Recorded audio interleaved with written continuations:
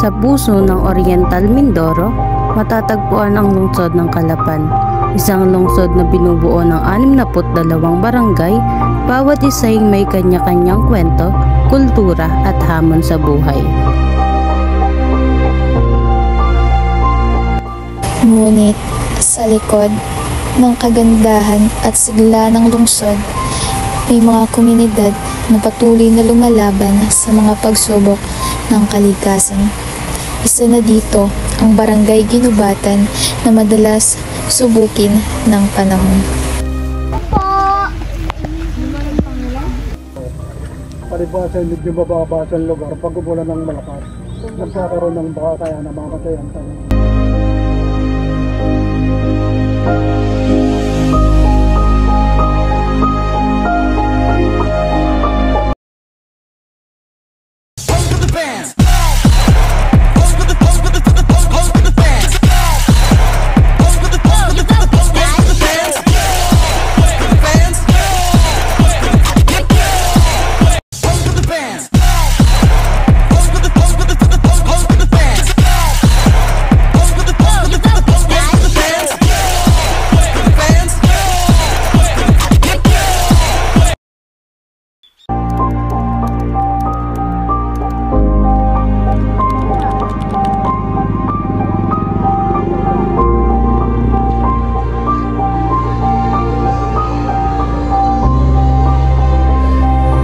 Habang bumubuhos ang ulan, tila isa-isang nilalamon ng tubig ang mga palayan sa Barangay Ginubatan.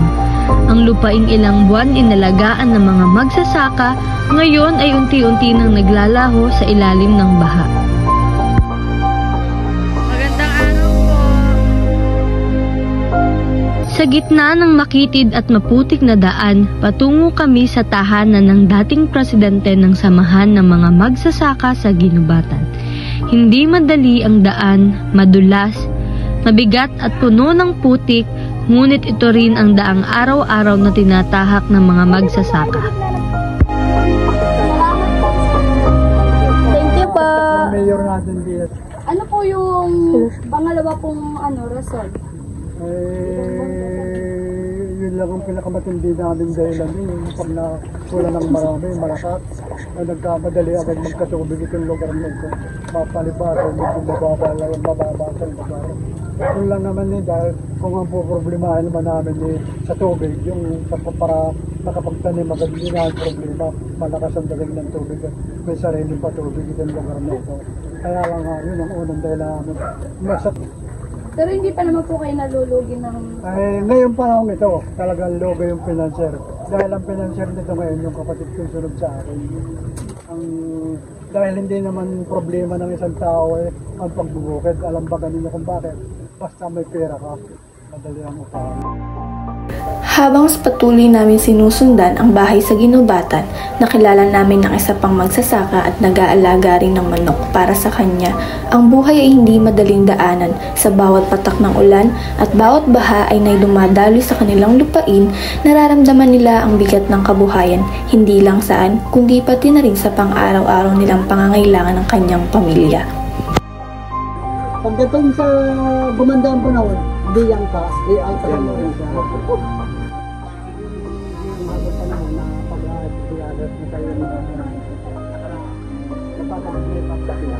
Hindi yung Ngunit, sa kabila ng lahat, patuloy ang kanilang pagtsatsaga sa Ginubatan. Bawat bukid ay simbolo ng sipag at bawat patak ng pawis ay patuloy na determinasyon ng mga mamamayan.